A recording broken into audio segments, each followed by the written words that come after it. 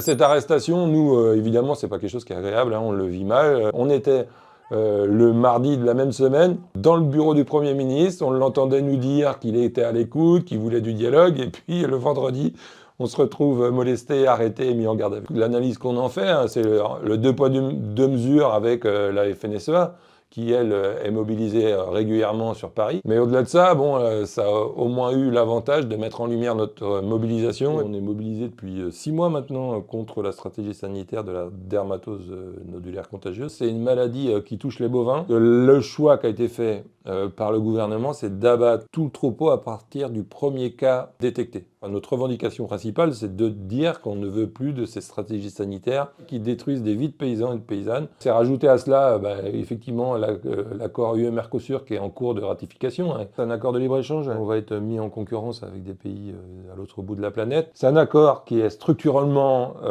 mauvais pour les paysans et les paysannes. Et nous, on a très peur, en fait, de pas pouvoir maintenir une paysannerie qui puisse satisfaire à la souveraineté alimentaire, qui puisse satisfaire à la volonté qu'ont les citoyens et citoyennes de manger une alimentation de qualité. Et puis au-delà de ça, en fait, il y a une colère latente depuis des années en termes de revenus, de transmission des fermes, de problématiques liées au réchauffement climatique. Rien n'a été fait réellement pour répondre au désarroi des paysans et des paysannes qui voient bien en fait que leur monde, notre monde, bascule. La mobilisation continue dans tous les départements, la colère est grande, elle est profonde. On a entamé un bras de fer avec le gouvernement et on doit aussi porter la colère pour que les parlementaires européens comprennent la souffrance des paysans et des paysannes.